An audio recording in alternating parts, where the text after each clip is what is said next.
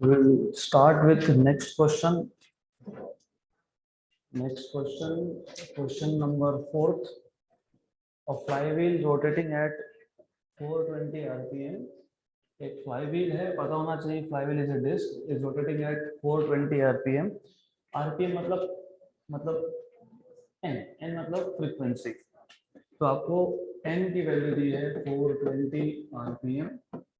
ये इसको आप rps में कन्वर्ट कर सकते हो तो 420 by 60 revolutions per second. Slows down at a constant rate of 2 radian per second square. तो 2 रेडियन पर सेकेंड स्क्वायर मतलब क्या दिया है, अल्फा. और क्योंकि स्लोज डाउन बोला है तो अल्फा क्या आएगा, नेगेटिव. मतलब क्या है, डीएक्सेलरेशन. एक्सेलरेशन में क्या लेते हो, प्लस. यहाँ पे स्लोइंग डाउन तो क्या लोगे, negative. 2 radian per second square. The time required for the flywheel to stop. तो कितने टाइम के बाद फ्लाईव्हील स्टॉप होगा, ऐसा पूछा है. बहुत सिंपल क्वेश्चन है, एक्सट्रीमली सिंपल क्वेश्चन. स्टॉप होना मतलब फाइनल वेलोसिटी कितना होना, 0. और इनिशियल कितना है, 2 पाई इंटू एन आई. तो यहाँ पे आपको इनिशियल स्पीड दिया है, इनिशियल फ्रीक्वेंसी से इनिशियल स्पीड मिल जाएगा. तो you will have 2 pi into 7 मतलब 14 पाई. तो आपके पास ओमेगा इनिशियल है, ओमेगा फाइनल है, अल्फा है एंड आल्सो टाइम. तो कौन सा इक्वेशन यूज करोगे, omega final equal to omega initial plus alpha t. Omega final 0, omega initial 14 pi, alpha कितना -2 एंड टी. गुड. तो यहाँ से what you can do is 2t equal to 14 pi 1 and 7 जा. What is the value of pi, 22 by 7. cancel and cancel. तो कितना आ गया, 22 second. 22 second option number ए. Simple.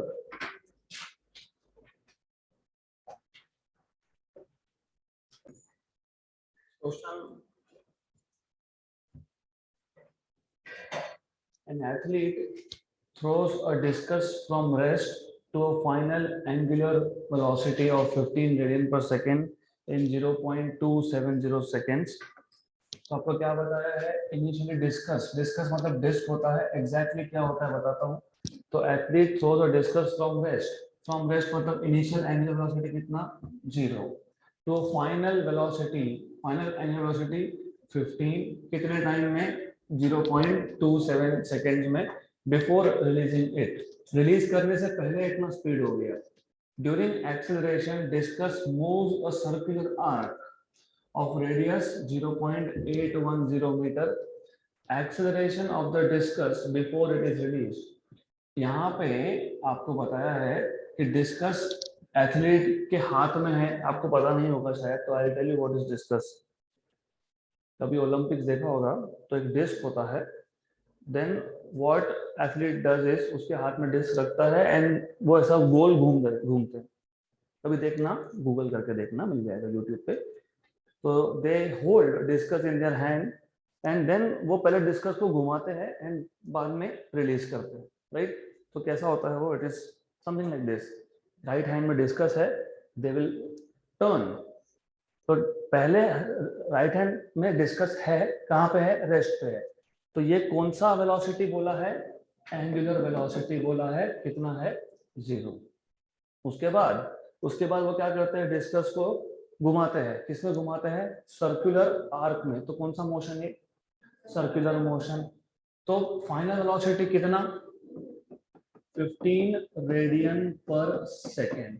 Release करने से पहले, उस डिस्कस को छोड़ने से पहले कौन सा मोशन हो रहा है, सर्कुलर. छोड़ने के बाद कौन सा होगा, लीनियर, क्योंकि थ्रो करने के बाद it will go in straight line. Good. और आपको बताया कितने टाइम में हुआ ये हुआ 0.270 सेकेंड्स में. ओके.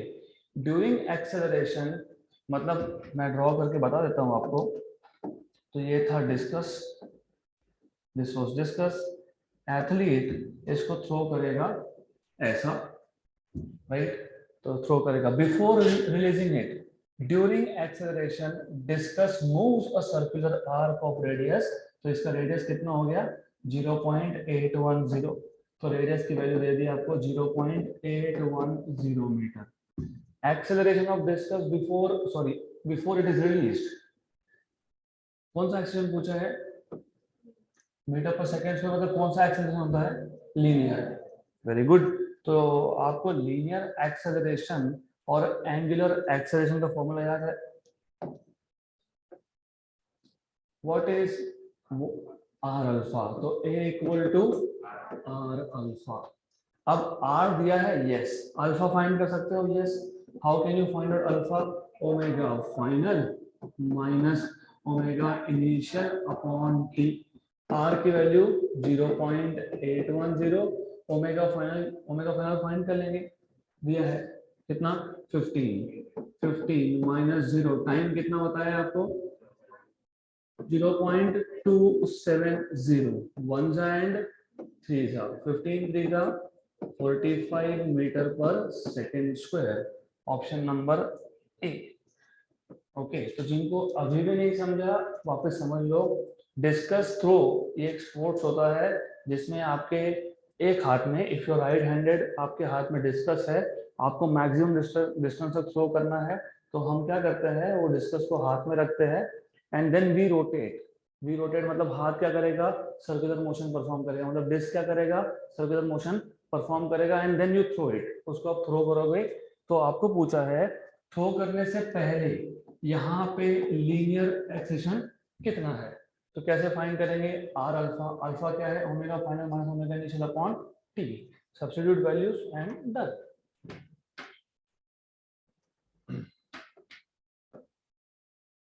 बेसिक फॉर्मूलाज याद होने चाहिए, अदरवाइज क्वेश्चन सॉल्व करना डिफिकल्ट होगा।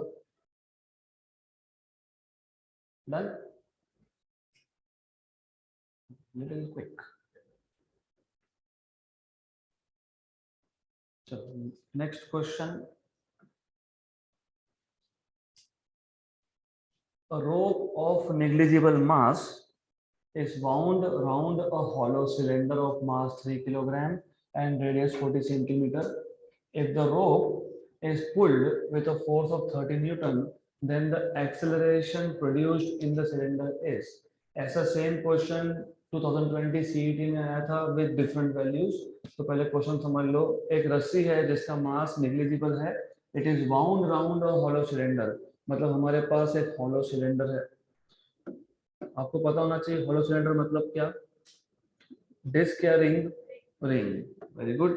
तो हमारे पास एक हॉलो सिलेंडर है, दिस इज हॉलो सिलेंडर, इसके ऊपर आपने एक रस्सी को वाउंड कर दिया, तो you have something like this, okay, and then इसका आपको बताया है मास कितना, सिलेंडर का मास कितना 3, रेडियस कितना 40 centimetre. If the rope is pulled with a force of 30 Newton, हमने इसको 30 न्यूटन फोर्स लगा के पुल कर लिया, पुल किया मतलब खींचा, तो क्या होगा, किसके ऊपर बनेगा, किसका रोटेशन, सिलेंडर का, about which axis, about an axis passing through its centre, okay. तो दैट इज वाई मैंने आपको पहले ही पूछ लिया कि हॉलो सिलेंडर मतलब रिंग, तो और आपको पता है रिंग का moment of inertia about its own axis is mr², तो क्वेश्चन पहले समझना जरूरी है। और आपको पूछा है what is the angular acceleration, मतलब क्या पूछा है अल्फा।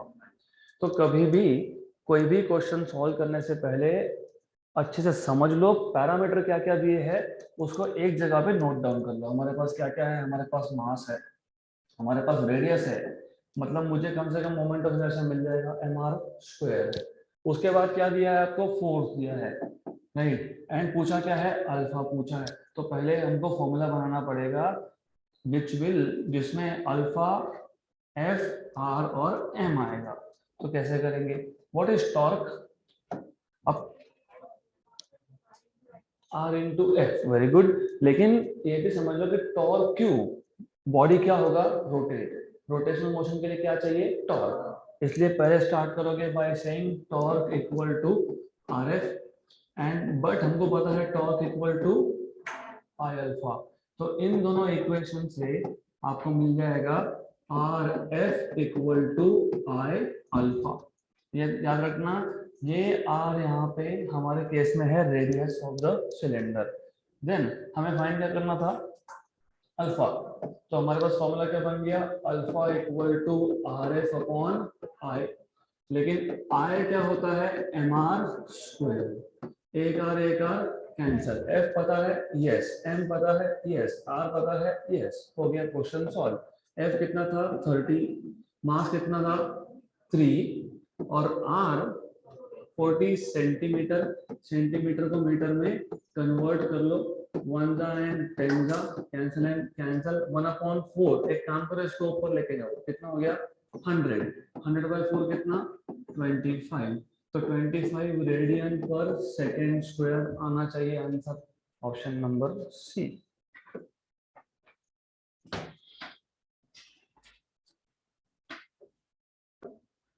Next question.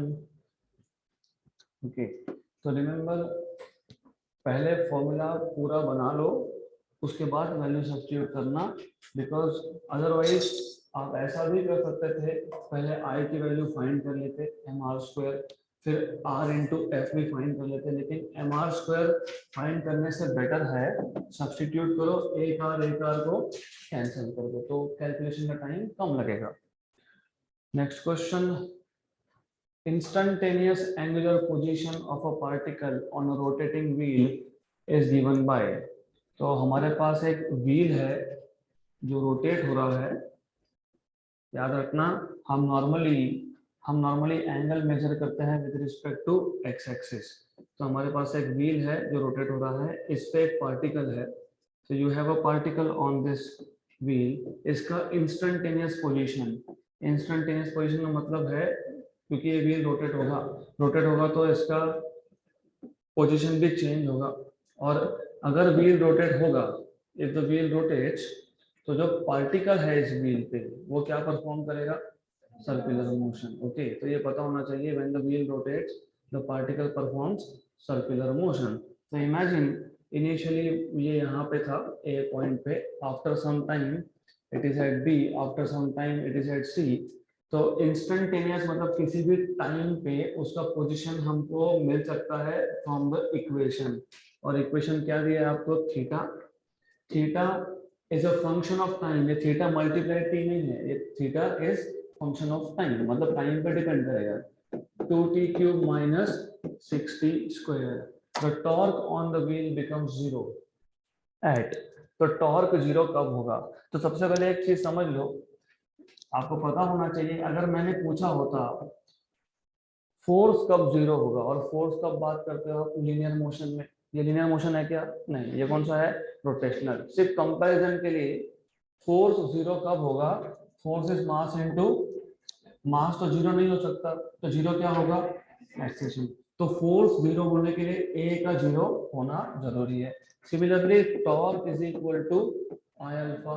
तो टॉर्क 0 होने के लिए अल्फा का 0 होना जरूरी है। मतलब आपको एक्चुअली अल्फा फाइंड करना है और उसको इक्वल टू 0 करना है।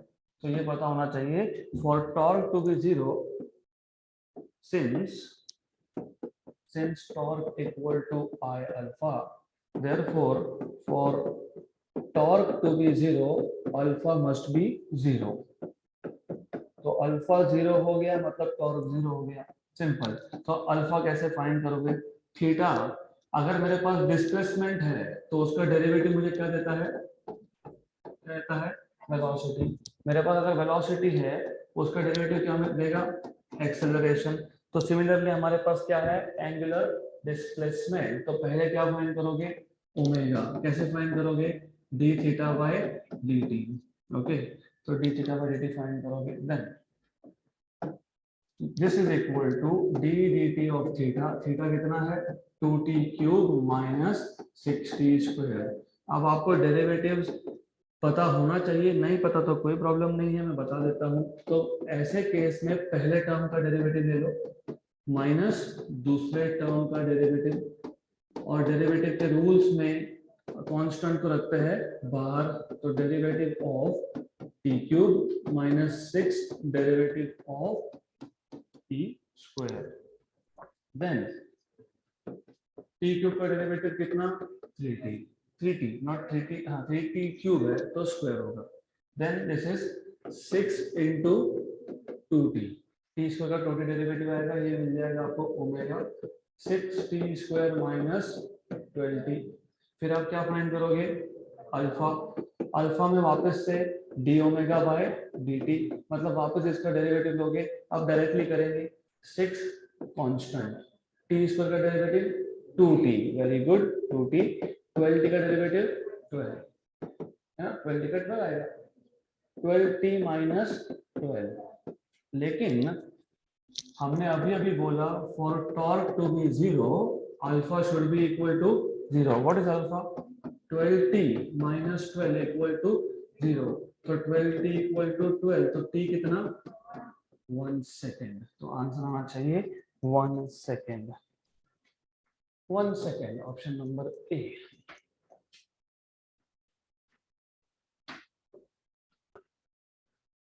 ओके, तो you should also start learning some tricks. अभी हम स्टार्टिंग के फेज में है, इसके लिए मैं पूरे स्टेप्स बता रहा हूँ, बट अल्टीमेटली एमसीक्यू को सॉल्व करने के लिए आपको इतना टाइम नहीं देना चाहिए, बिकॉज इतना टाइम होता नहीं है एग्जाम में हमारे पास। तो ये क्वेश्चन को ओरली कैसे सॉल्व करते हैं वो भी समझ लो। तो हमारे पास थीटा का इक्वेशन क्या था 2t cube minus 6t square. तो जब आपके पास थीटा मतलब displacement 2t cube minus 6t square हो, टॉर्क 0 मतलब अल्फा 0, और अल्फा मतलब इसके दो डेरिवेटिव, तो जब पहला डेरिवेटिव लोगे तो 2 तो एज इट इज है, 3 नीचे आ जाएगा, 3 into 2 6, तो पहला डेरिवेटिव होगा 6t स्क्वायर, दूसरा होगा इसका होगा 12t, फिर और एक डेरिवेटिव लोगे तो कितना आएगा 12t माइनस 12 इक्वल टू 0, तो t इक्वल टू 1, खत्म। तो this is how you are supposed to do it. Then next question, a solid cylinder of mass 20 kilogram and radius 20 centimeter rotate about its own axis, about its own axis का momentum हमेशा कितना होता है mr square by 2, क्योंकि क्या है ये solid cylinder, मतलब क्या है डिस्क है, with angular speed of 100 radian per second. आपको पूछा है एंगुलर मोमेंटम, एंगुलर मोमेंटम का फॉर्मूला याद है आपको, L equal to I omega, good, omega दिया है, यस, आई क्या होता है अभी भी आपने बताया mr स्क्वायर बाय 2, तो हो गया क्वेश्चन खत्म। m की वैल्यू कितनी 20, r की वैल्यू कितनी 20 सेंटीमीटर, 20 सेंटीमीटर मीटर में कन्वर्ट करोगे तो 2 into 10 पावर माइनस 1, क्योंकि 20 into 10 पावर माइनस 2 मतलब 2 into 10 पावर माइनस 1, ओके, उसका स्क्वायर है, उसका स्क्वायर मतलब 4 into 10 power minus 2 upon 2, omega कितना 100, तो ये 10 power minus 2 10 power plus 2 cancel, 1 जा एंड 10 जा 10 4 जा 40, ऑप्शन नंबर ए, तो आ गया 40 joule second.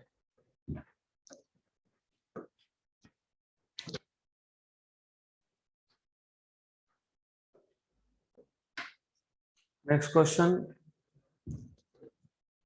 Next question. A solid sphere rolls down two different inclined planes of the same heights but different angles of inclination.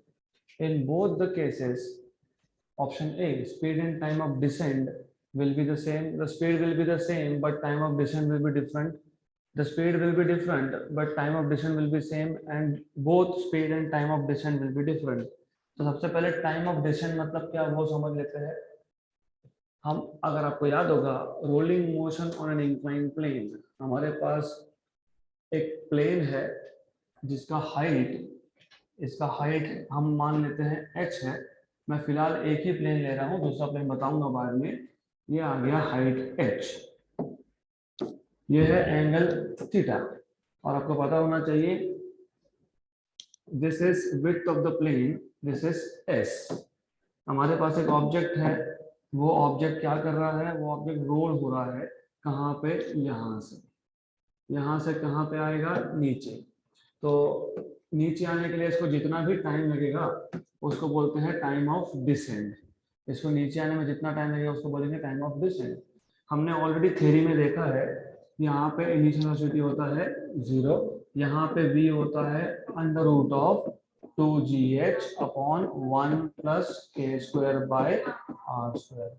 हमको already पता है इसका acceleration होता है g sine theta upon 1 plus के square by are square, right. अभी theory में state board में टाइम ऑफ डिसेंट का इक्वेशन डिराइव करके नहीं दिया है, it is not there in the syllabus. अगर सिलेबस में नहीं भी हो तो हमको आना चाहिए, आना चाहिए। कैसे आएगा? हमें क्या पता है a, हमें क्या पता है b, हमें क्या पता है u। ऐसा कौन सा इक्वेशन है जिसमें t, a, b और u आता है? First equation of kinematics, v equal to u plus at। तो v कितना? Under root of 2gh upon 1 plus के square by are square equal to 0 plus a। तो आपको पता है, एक काम और भी कर सकते हो, सही है, there's nothing wrong, लेकिन थोड़ा हम हमारा काम सिंपल कर लेंगे। v equal to 0 plus at, तो t equal to v by a। ये थोड़ा फास्ट हो जाएगा। v कितना? Under root of 2gh upon 1 plus के square by are square. A कितना? g sine theta upon 1 plus के स्क्वायर बाय आर स्क्वायर। अब एक काम करेंगे, साइन थीटा को अलग लिख लेंगे और बाकी सबको स्क्वायर रूट के अंदर भेजेंगे। तो 2gh नीचे क्या था? g, स्क्वायर रूट के अंदर कैसा जाएगा? g square. ये 1 प्लस के स्क्वायर बाय आर स्क्वायर पहले जाएगा ऊपर, फिर जाएगा ब्रैकेट के स्क्वायर रूट के अंदर, राइट। और ये रिमेंबर नीचे ऑलरेडी एक 1 प्लस के स्क्वायर बाय आर स्क्वायर था, और ये ऊपर जाके अंदर जाएगा तो ये भी 1 प्लस के स्क्वायर बाय आर स्क्वायर का स्क्वायर बन के जाएगा, क्योंकि स्क्वायर रूट के अंदर जाएगा तो स्क्वायर करना पड़ेगा। एक जी और एक जी कैंसल, ये और ये कैंसल, ओके। तो therefore t equal to 1 upon sin theta under root of 2h by g। क्या बचा? 1 प्लस के स्क्वायर बाय आर स्क्वायर। ये डिनोमिनेटर में नहीं है, ये न्यूमरेटर में है। गुड। तो पहले तो टाइम ऑफ डिसेंट का इक्वेशन पता होना चाहिए, ऐसा बनता है टाइम ऑफ डिसेंट का इक्वेशन। और सीईटी में इस पे क्वेश्चन आया है, इवन दो थ्योरी में है नहीं, फिर भी आया है। गुड। अब क्वेश्चन क्या था? अब क्वेश्चन स्टार्ट होगा। अब क्वेश्चन ऐसा था, हमारे पास एक सॉलिड स्फीयर है जो दो अलग अलग प्लेन पे रोल डाउन हो रहा है, जिसका एंगल अलग है बट हाइट सेम है। इसका मतलब ऐसा है, हमारे पास हाइट सेम है, रिमेंबर हाइट सेम है। दो प्लेन्स है जिसका हाइट सेम है लेकिन एंगल क्या है? अलग अलग है। गुड। तो मान लो ये हो गया पहला, this is first, okay, this is first plane जिसका angle I will call this as θ1, इसको θ1 बोल देंगे।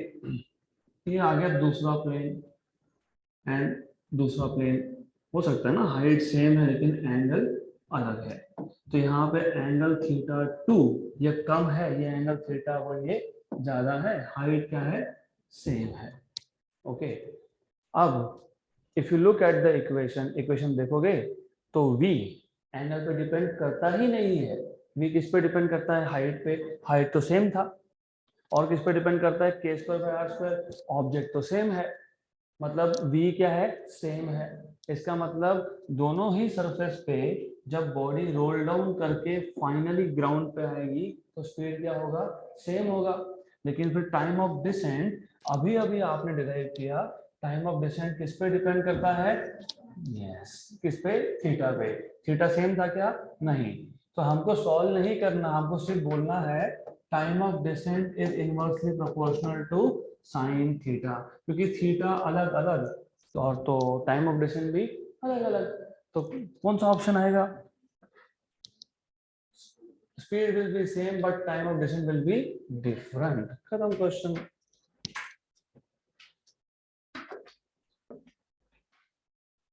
Next question. So this is the formula for time of descent. So before we go to the next question, you should know this. Then next question. Same question आ गया। Okay, next question. A solid cylinder rolls up an inclined plane of inclination theta with initial velocity v. How far does the cylinder go up the plane? तो difference समझ लो पहले। हमने theory में किया है rolling motion down an inclined plane, यहाँ पे हमको बोला है rolling motion up an inclined plane. दोनों एग्जैक्टली सेम है, कोई डिफरेंस नहीं है, सिर्फ डिफरेंस इतना ही है। डिफरेंस ये है कि पहले केस में, मतलब जो हमने थ्योरी में डिराइव किया था, उस केस में ऑब्जेक्ट मोशन स्टार्ट कहाँ करता है, अप से। उसका स्पीड कितना होता है, 0, राइट। तो यहाँ पे इनिशियल स्पीड होता है 0 और यहाँ पे फाइनल स्पीड होता है under root of 2gh upon 1 plus के स्क्वायर बाय आर स्क्वायर। वो rolling motion down the inclined plane था, तो उसने इंक्लाइंड प्लेन पे कितना डिस्टेंस कवर किया, s डिस्टेंस कवर किया। एंगल क्या था, थीटा था। ये क्या है, h है। अप एंड इंक्लाइंड प्लेन में सब कुछ सेम है, सिर्फ उल्टा क्या है, इनिशियल पोजीशन नीचे है, फाइनल पोजीशन ऊपर है। डाउन द इंक्लाइंड प्लेन में पोटेंशियल एनर्जी का लॉस हो रहा था, वो किस में कन्वर्ट हो रहा था, काइनेटिक में। अब द इंक्लाइंड प्लेन में काइनेटिक का लॉस हो रहा है, वो किस में कन्वर्ट हो रहा है, पोटेंशियल में। फॉर्मूला में कोई भी डिफरेंस नहीं है, वही फॉर्मूला यूज करना है। करके देखोगे, करके देखो, आप बोलोगे ये बी पॉइंट है, ये ए पॉइंट है, टोटल एनर्जी एट बी कितना, काइनेटिक, क्योंकि पोटेंशियल तो क्या है, 0 है, equal to potential energy at ए।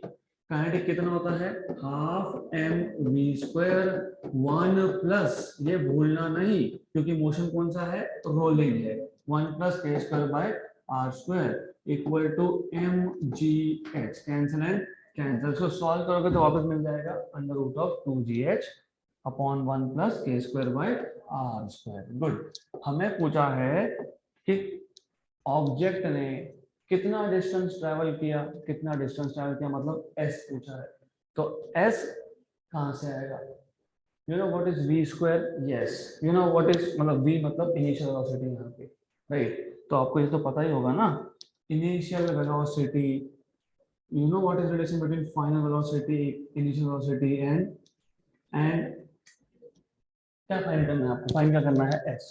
क्या क्या पता है, फाइनल, और क्या पता है, इनिशियल, राइट। ऐसा कौन सा इक्वेशन है जिसमें initial velocity, final velocity, s, a सब कुछ आ जाए, v स्क्वायर मतलब final velocity square equal to initial velocity square plus 2as। Final कितना, 0, इनिशियल का स्क्वायर कितना, 2gh अपॉन 1 प्लस के स्क्वायर बाय आर स्क्वायर। सिर्फ याद रखना यहाँ पे a की जगह पे लिखोगे -a। क्यों माइनस है, क्योंकि यहाँ पे ऊपर जा रहा है तो डी एक्सेलरेशन होगा, रिटार्डेशन होगा। 2 what is a, what is a, g sin theta upon 1 plus के स्क्वायर बाय आर स्क्वायर, और क्या आ गया, s। ये तो फाइंड करना था, करेक्ट, राइट। तो अब थोड़ा गड़बड़ है यहाँ पे, लेकिन देखते हैं कि क्या गड़बड़ है, विल सी। इसको शिफ्ट कर देंगे तो क्या मिलेगा, 2g sin theta upon 1 plus के square by are square into s equal to 2gh upon 1 plus के स्क्वायर बाय आर स्क्वायर। ये और ये कैंसिल हो गया, राइट। g और g भी कैंसिल हो गया, 2 और 2 भी कैंसिल हो गया, तो क्या बचा, s equal to h upon sine theta. ये तो पता था ना, हाँ, directly sine theta h upon s। तो ऐसा सॉल्व नहीं करना है, तो कैसा सॉल्व करना है फिर, how will you solve this, look look look, 3v square upon 4g sine theta. ये क्वेश्चन मैंने आपका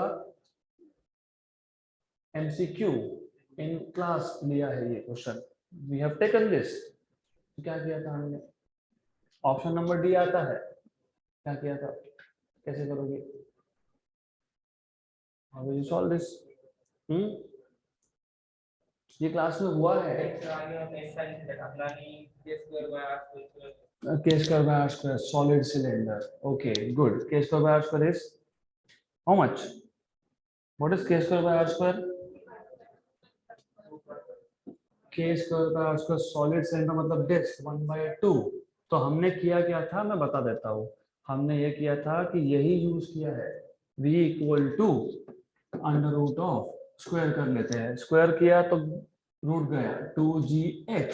फिर हमने बोला था but what is sine theta, h upon s। तो what is h, s sine theta. तो यहाँ पे h की जगह पे आएगा s sine theta upon 1 plus के स्क्वायर बाय आर स्क्वायर। अब आप लिखोगे v square equal to 2g s sine theta 1 plus के स्क्वायर बाय आर स्क्वायर मतलब 1 प्लस हाफ, क्योंकि सॉलिड सिलेंडर मतलब डिस्क। 1 प्लस हाफ कितना, 3/2।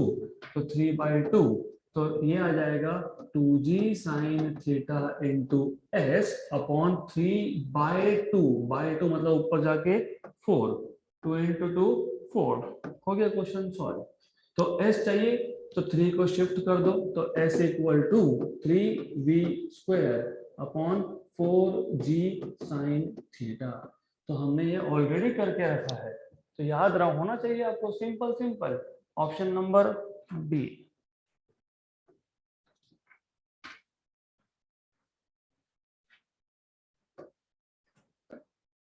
Next question.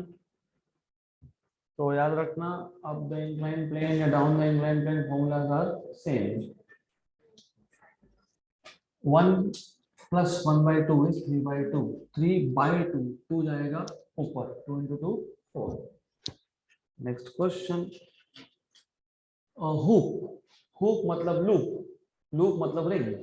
हुक पता है, hook, you know what is a hook? At least मैं जब school में था तो हमारा एक्स्ट्रा करिकुलर में हमसे एम्ब्रॉयडरी करवाते थे। तो वो एम्ब्रॉयडरी के लिए जो लकड़ी का फ्रेम होता है that is called as hook, मतलब वो रिंग होता है बेसिकली। तो हुक मतलब ring. A ring of radius 2 metre, weighs 100 kilogram, it rolls along a horizontal floor so that its center of mass has a speed of 20 centimeter per second. How much work has to be done to stop it? Easy question है। एक चीज समझ लो, अगर हमारे पास एक body है जो मूव हो रहा है, चाहे वो कार हो, चाहे वो हुक हो, जो भी हो, उसको अगर रोकना है तो वर्क डन करना पड़ेगा। वर्क डन कितना करना पड़ेगा, जितना उसमें एनर्जी है। आपके सामने से गाड़ी आ रहा है, उसको रोकना है, जाके खड़े मत हो जाना। Suppose it is coming towards you, you want to stop it, तो जितना उसके पास काइनेटिक एनर्जी है उतना ही वर्क डन करना पड़ता है। मतलब पूछा क्या है आपसे, kinetic energy of rolling motion, खत्म। तो they are asking you work done कितना करना पड़ेगा, मतलब वो पूछ रहे हैं कि इस हुक के पास रोलिंग मोशन का एनर्जी कितना है। तो what is the kinetic energy of rolling motion, half mv square 1 plus k square by r square. Simple. What is mass, 100। What is V? 20 centimetre पर सेकेंड। सेंटीमीटर पर second मतलब 2 into 10 power -1 metre पर second. 20 into 10 power -2 मतलब 2 into 10 power -1, उसका क्या है, square है, मतलब 4 इंटू 10 पावर -2। ये और ये हो गया कैंसल, ये आ गया 1 एंड 2 जा। 1 प्लस के square by are square. What is K square by are square, 1, क्योंकि ये क्या है, रिंग है। 1 प्लस 1 2, 2 इंटू 2 4, तो कितना, 4 जूल। Option number B. खत्म question, done.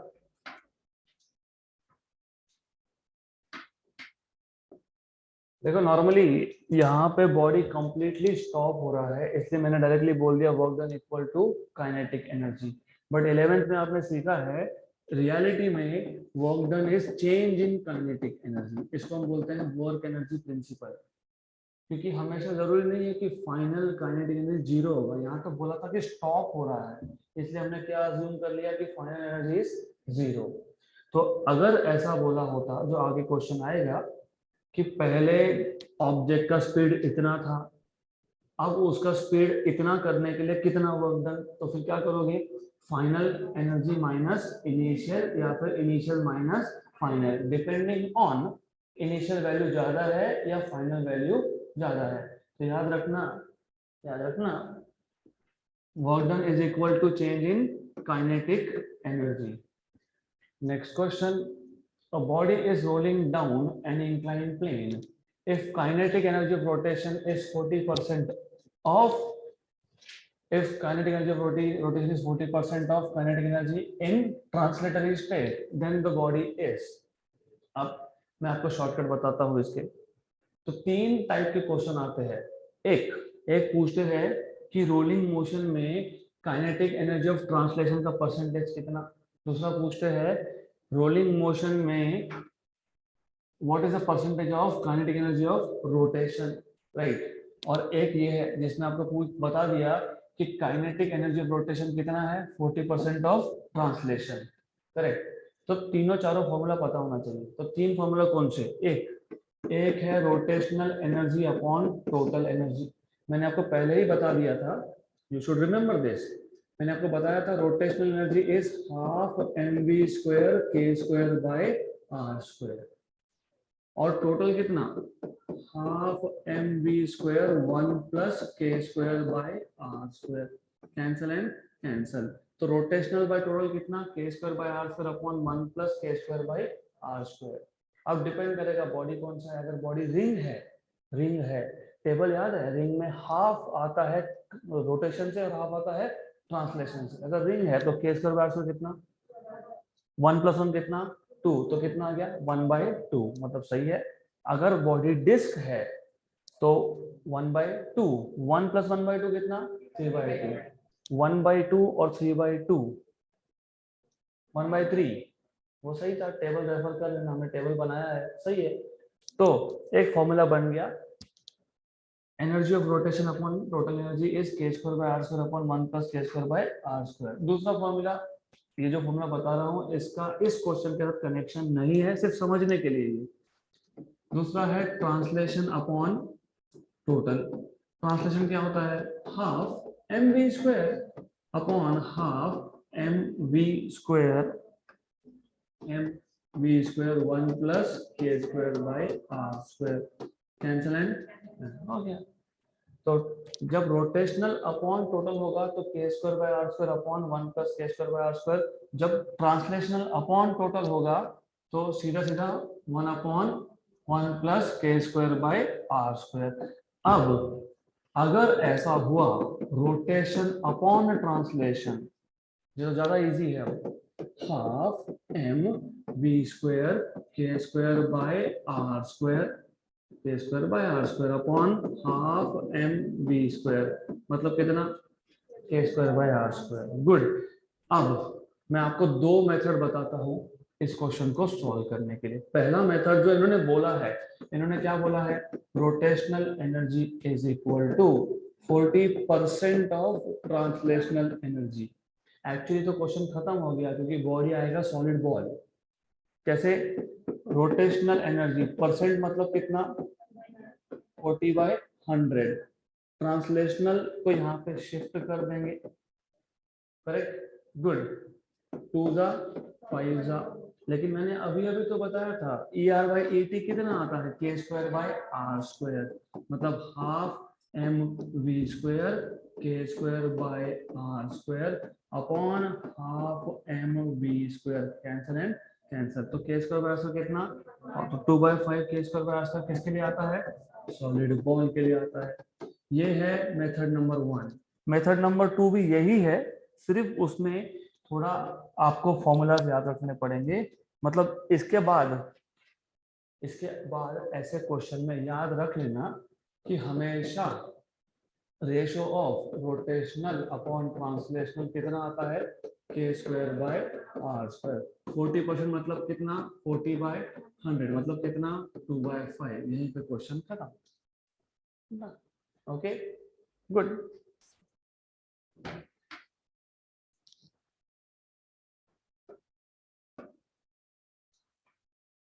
Next question. The moment of inertia of two rotating bodies A and B are IA and IB. If their angular momenta are equal, angular momentum equal हो गए, तो kinetic energy of A is equal to kinetic energy of B. Kinetic energy of A is greater than kinetic energy of B. Kinetic energy of A is less than kinetic energy of B. Kinetic energy of the two bodies cannot be compared with given data. अगर आपको linear motion पता है तो इसका question, इसका answer directly solve होता है। कैसे? तो आपको ये याद होना चाहिए, मैं कंपेयर करके लिख देता हूँ so that you understand next time onwards कि हमको डायरेक्टली फॉर्मूला मिल सकता है। Linear motion, angular motion. Linear motion में काइनेटिक एनर्जी आप लिखते हो हाफ mv²। यहाँ पे आप लिखते हो हाफ I ओमेगा स्क्वायर। जो काम m कर रहा है वो काम I करता है, वहां पे सिंपल इनर्शिया इनर्शिया। फिर आप इसको ऐसा करते हो मल्टीप्लाई डिवाइड बाय मास, सिर्फ मल्टीप्लाई डिवाइड बाय मास। फिर यहाँ पे भी आप कर सकते हो मल्टीप्लाई डिवाइड बाय I। तो अगर आपको याद होगा m इंटू v ये होता है मोमेंटम। कौन सा मोमेंटम? Linear momentum. फिर आपको पता होना चाहिए I इंटू ओमेगा होता है मोमेंटम। कौन सा मोमेंटम? Angular momentum. बन गया formula kinetic energy in terms of angular momentum. क्यों? क्योंकि यहाँ क्या बोला था, एंगुलर मोमेंटा आर इक्वल, मतलब दोनों बॉडीज का एंगुलर मोमेंटम सेम है। और कंपेयर किसको करना था? काइनेटिक एनर्जी को। मतलब हमको करना ये था कि काइनेटिक एनर्जी का फॉर्मूला लाना था in terms of angular momentum. तो सबसे पहले जो दिया है, क्या दिया है? Angular momentum. क्या पूछा है? Kinetic energy. तो दोनों को रिलेट करने का पहले एक फॉर्मूला बनाना पड़ेगा। गुड। तो अब इतना सब करने की जरूरत नहीं है। व्हाट आई एम एक्सपेक्टिंग, मेरा एक्सपेक्टेशन ये है कि आपको लीनियर मोशन पता होना चाहिए। नहीं पता तो कोई प्रॉब्लम नहीं, आ सकता है आपको डिराइव करना। तो kinetic energy of rotational motion क्या आएगा? L² upon 2I। L क्या है? इक्वल है, मतलब क्या है? कांस्टेंट है। तो kinetic energy is inversely proportional to I। जिसका I ज्यादा उसका काइनेटिक एनर्जी कम। I किसका ज्यादा है? A का। तो काइनेटिक एनर्जी कम किसका होगा? A का। तो kinetic energy of A is less than kinetic energy of P। Option number C। तो आ गया ऑप्शन नंबर C। बताओ।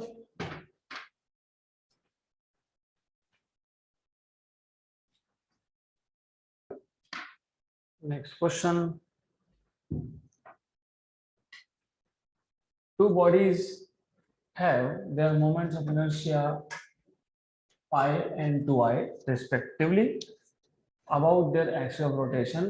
If their kinetic energies are equal, then angular momentum will be in the ratio। वही question है।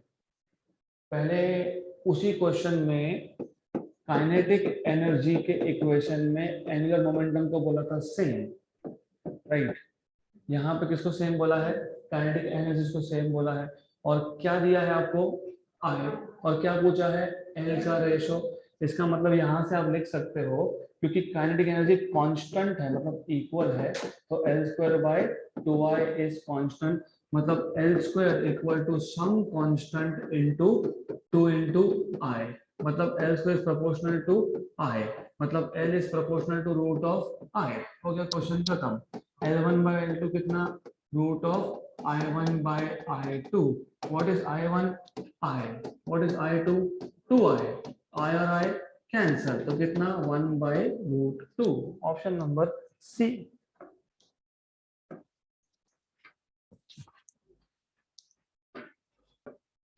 Next question. A solid cylinder of mass m and radius r rolls down without slipping down an inclined plane, making an angle theta, right, with the horizontal. Acceleration is, joke. You know what is acceleration? G sin theta 1 plus k² by r²। कौन सा body है? Solid cylinder. k² by r² is 1 by 2। 1 by 2 plus 1 3 by 2। 2 जाएगा ऊपर, तो हो गया question solve. क्या आएगा? 2g sin theta by 3। 2g sin theta by 3, option B. तो बराबर है ना। अब बताओ अगर रिंग होता तो g sin theta by 2, g sin theta by 2 जो है नहीं। अगर होलो स्फीयर होता तो 2/3 + 1 5/3, 3 जाएगा ऊपर तो 3/5। Okay done. सॉलिड के लिए खुद कर लो, अब सॉलिड स्फीयर के लिए। नेक्स्ट क्वेश्चन, अभी अभी मैंने बताया था वही क्वेश्चन आ गया। A ball rolls without slipping. The radius of gyration of ball about an axis passing through its center of mass is k. If radius of the ball be r, fraction of total energy associated with its rotation. Fraction of total energy मतलब denominator में total energy, associated with rotation मतलब numerator में rotational energy. मैंने अभी तो बताया था half mv² k² by r² upon half mv², 1 + k² by r²। तो ये कैंसिल और ये कैंसिल, तो k² by r² upon cross multiply r² + k² upon r², cancel and cancel, तो k² by r² मतलब k² by k² plus r²। Okay good, ये आ गया आपका option number C. Okay wait a minute, रुक जाओ, सही है, डोंट वरी।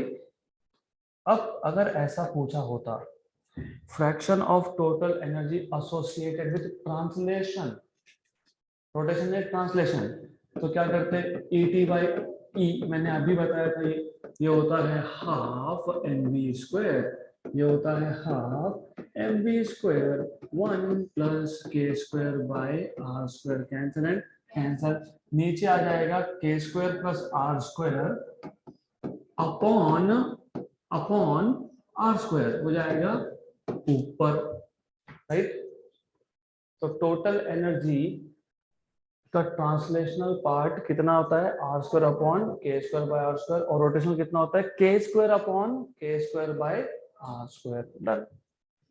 तो ऑप्शन नंबर डी कब आएगा, जब हम लिखेंगे एसोसिएटेड विथ इट्स ट्रांसलेशन।